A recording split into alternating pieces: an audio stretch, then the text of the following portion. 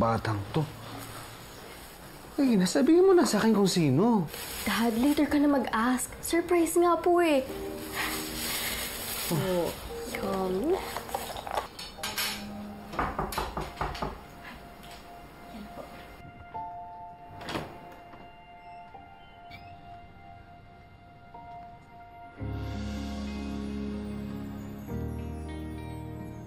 Ate Colleen.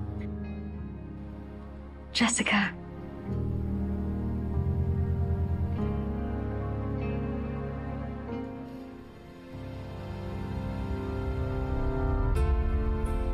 Kasabay ng aking maluha. Tay? Ang pagsisisi. Bunso?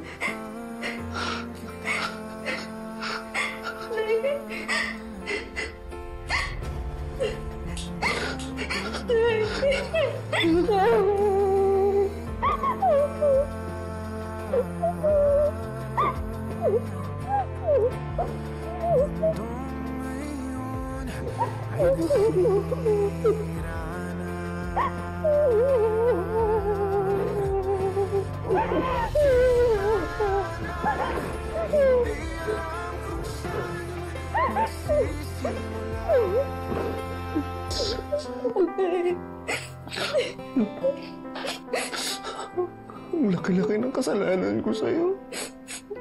Anak, sana mapatawad mo ako, ha? Pare mo ang tatay.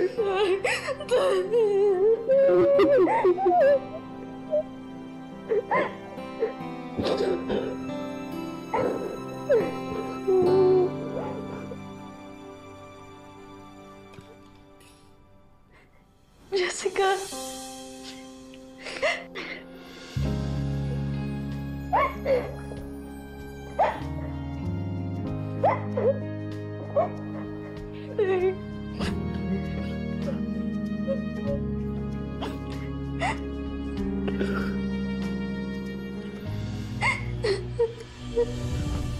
Sumagot kayo.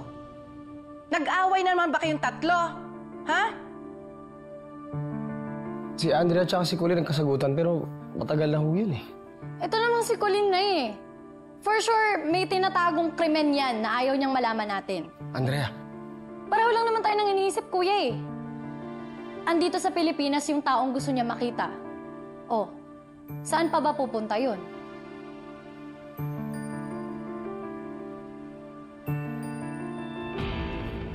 Hello? Sigurado ka ba ito yung address? Sinasabi ko sa'yo, pag di ka nagsasabi ng totoo, lagot ka sa akin.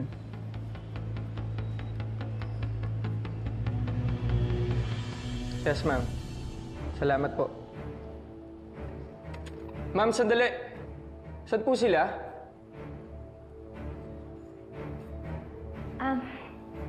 Fourth floor, 406. 406. Ano pong pangalan?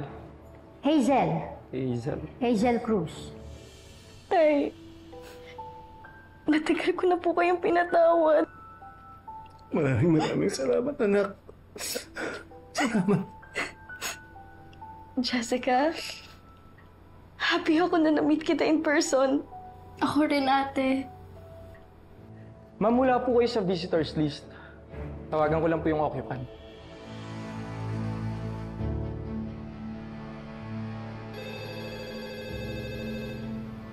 Who's calling?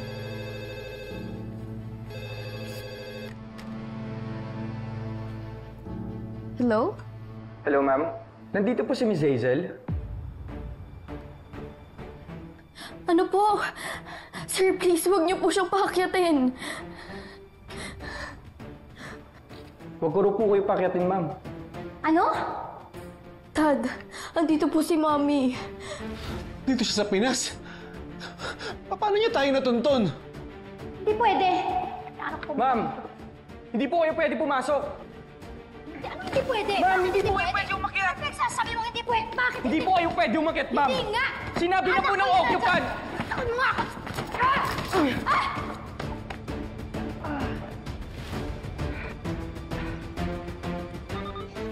Roving! May packet na babae sa 4th floor.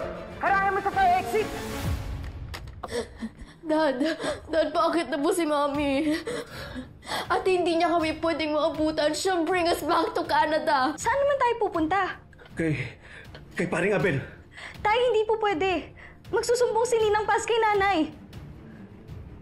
Wait, iniisip po ako. Parang bahala.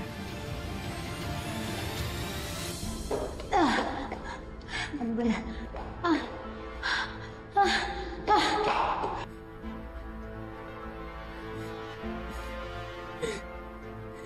Manuel! Let's go, Dad. Tay, 2 minutes away na lang po yung sakay. Anak, saan ba tayo pupunta? Dad, I heard the guard nag-stairs po si Mommy.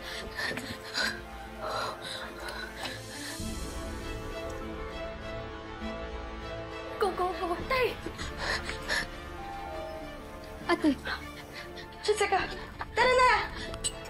Oh, wait, ate! I left my backpack. Nandun yung passport namin and yung money namin ni Dad. Ano? Wait, hold it, ate! Bilisan mo! Jessica! Papapakasan mo, ha? Halika! Halika! Jessica! Ay, Manuel! Dinadami na ito! Ano natin, ha? Ha? Dito! Dito! Jessica, ate! Ay! Sundan! Ay!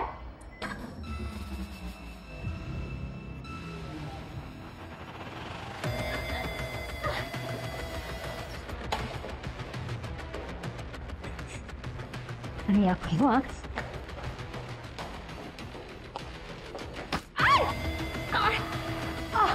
Roving! Status! Nasa 4th floor ka na ba?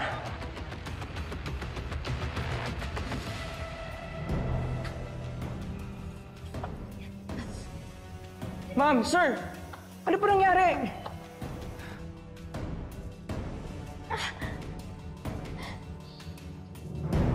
Roving! Manuel! Jessica! Kalo-kalo niyo matatakasan niyo ako!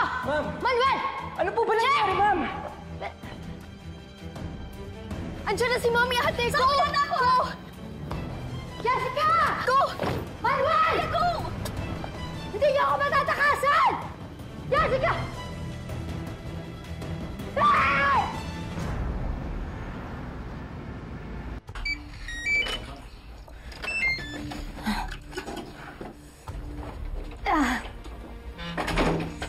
Takasan ako! So ano, kasalanan ko susunga-sunga ka? Pumahimik ka nga. Alam ko na kay Felma sila. Wala naman sila yung mapupuntahan eh. Kaya mabuti pa ibigay mo sa akin yung address ni Felma. Ano ako, si Raulo? Bakit ko bibigay sa'yo? Alam mo, ikaw lang naman yung hayok na hayok dyan sa asawa mo. Ibahin mo si Felma. Uy! Akala ko ba tutulungan mo ko? Ha? Pero hindi ko ibibigay sa'yo ang home address ng BFF ko, kaya sumatap ka na dahil ini-store mo ba ako? Hira vibe ko sa'yo. Ling, sinong kaaway mo? Isip na to. Don't you dare hang on me, ha? Ling? Ling? It's Verica! Ling? Ling, ling, ling, ling, ling. Ling, huwag dyan. Nakikiliti ako dyan. Alam ko naman eh. Kaya nga ginagawa ko, di ba gusto mo? Hmm?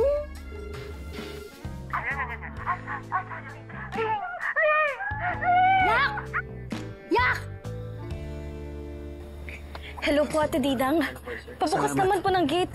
May tao po ba dyan sa loob ng bahay? Oh, Colleen, buti naman nakauwi ka na. Basta makapagaling.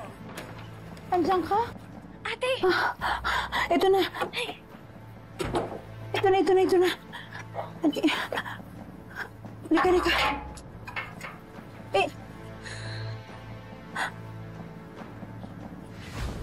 Colleen?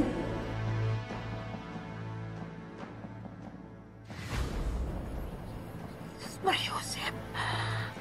Kuya Manuel, ikaw ba yan? Nga. Ate Didang, mamaya ko na lang po i-explain. Tulungan niyo po ako na ipasok sila sa likod. Tara, halika. Dali. Ay, bilisan niyo. Oh, Daisy. Yung feeling namin si Bunso. Pinuntahan yung magaling niyang tatay. Ewan ko ba dun? Tigas-tigas sa ulo. Naku! Wala pa. Hindi pa rin mo uwi.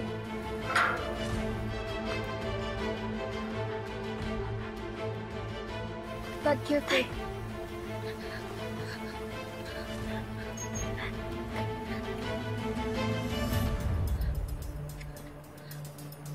Kaya pala di mo sinasabi kung saan tayo pupunta. Dito mo pala kami dadalhin eh. Tay, huwag na po kayo mag-alala. Wala naman pong makakaalam eh. Sige, tulog na kayo, ha? Sige, bye-bye. Ate Didang?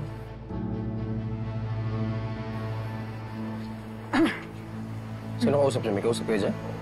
Ay, hindi, Jeff. Tinignan ko lang kasi parang kanina may narinig akong kumatok. Sinilip ko lang. Oo. Si Colleen umuwi na? Hindi pa nga eh. Pero malamang nasa clubhouse lang yon.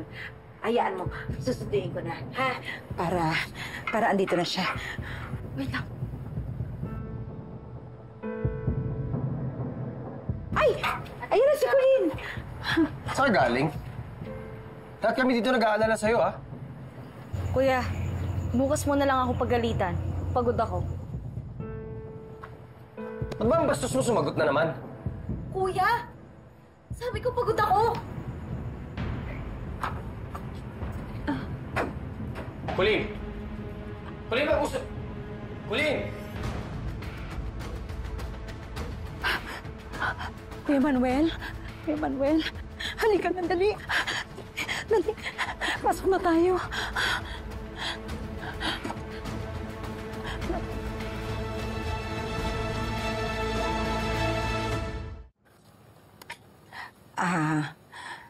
Yung CR nasa labas lang sa may dirty kitchen po.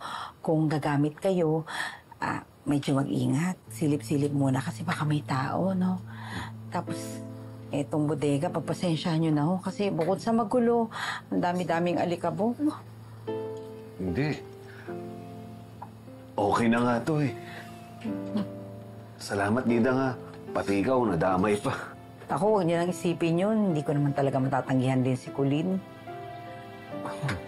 Teka lang. Kuha muna ako ng pagkain ninyo.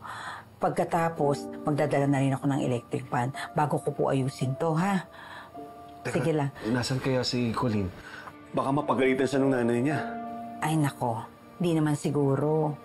Yun kung malulusutan niya yung pag-alis niya nang hindi siya nagpaalam. Pero dun sa dalawa, kay Jeff tsaka kay Andrea, naku, tagilid siya dun. Alam mo, nararamdaman nila na pinuntahan talaga kayong dalawa ni Colleen. Bas muna ako, ha? Sige, salamat, Dida, nga. Thank you po. Sige.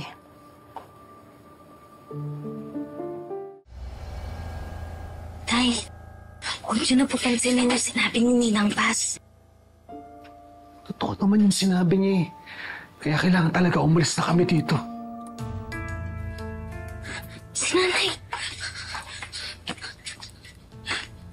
Hindi ba siya nakakaalis?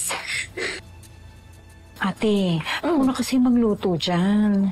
Ako na, kabisado ko yung gusto ni Bunso. Gusto niya yung tostado at saka yung puputok na yung laman. Naku ate, kahit naman ako, yun ang gusto ko sa luto mo eh. Teka lang ate ha.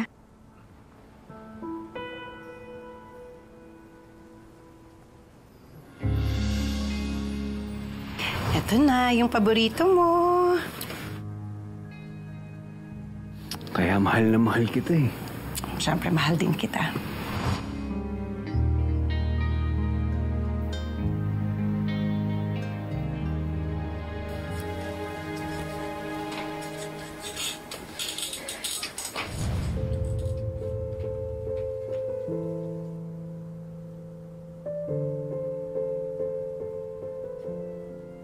Dad, ate. Huwag ka masyadong maingay. What's happening? Dad. What's with the smile po? Nakita ko kasi ulit na nakangiti si Felma. Yung Felma na nakilala ko dati, hindi yung cold na Felma na nakipagkita sa atin. Nakipaglipos sa inyo si Nanay? Yes, ate. Di ba pala namin nasabi sa'yo? Actually, I asked for some help. And she was willing. Ibig sabihin, hindi pa rin po kayo matitiis ni nanay. Wait, ibig sabihin nun... Ate, let's not get ahead of ourselves. May Kuya Jeffrey at Tate Andrea pa. Ibang laban yun. Anak, tama yung kapatid mo. Kailangan pa rin namin umalis dito. Saan naman po kayo pupunta? May nakita kaming apartment for rent sa isang friend's book page, ate. Medyo pricey lang pero pinag-iisipan pa namin ni Dad.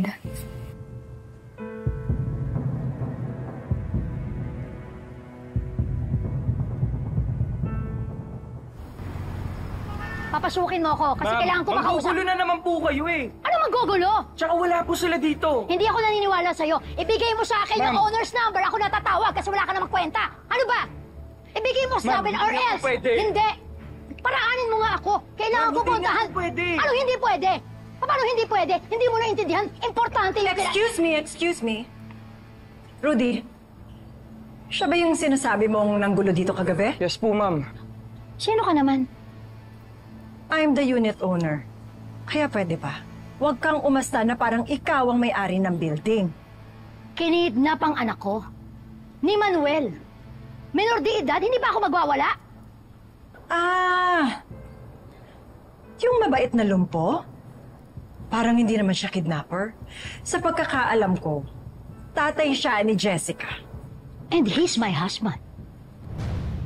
You want the proof? Oh. Family photo namin. Ano? Gusto mo pa ng karagdagang ebidensya para isampal ko sa pagmumukha mo?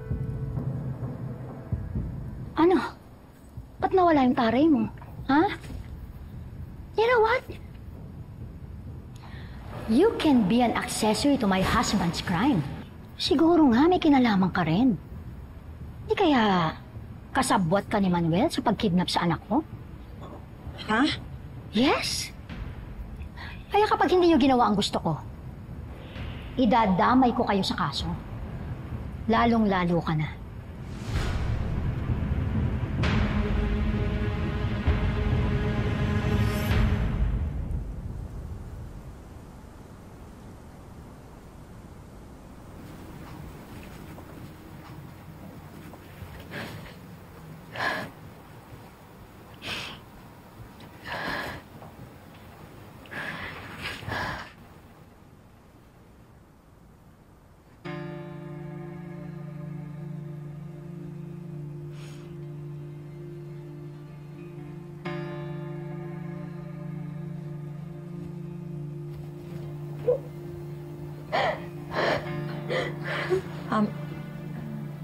Miss Hazel?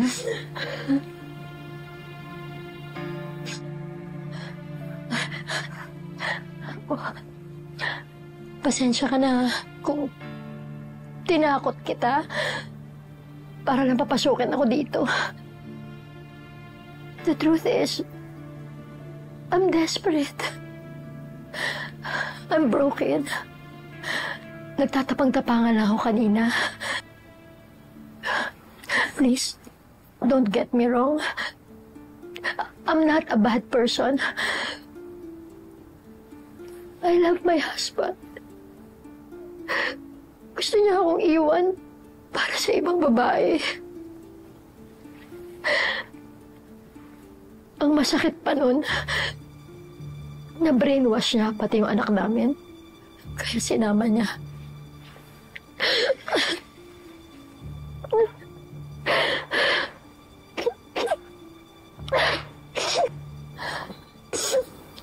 I'm sorry to hear that.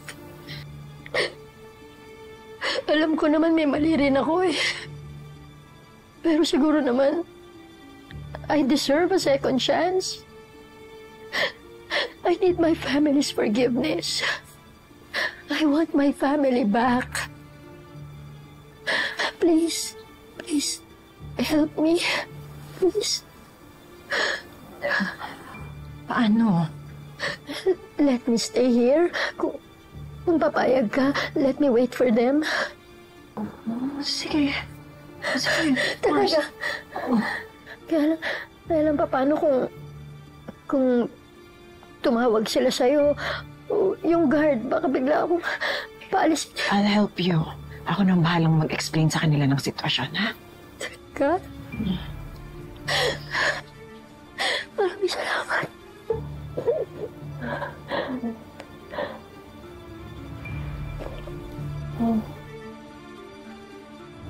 That was easy. Ang dali talagang mang-uto.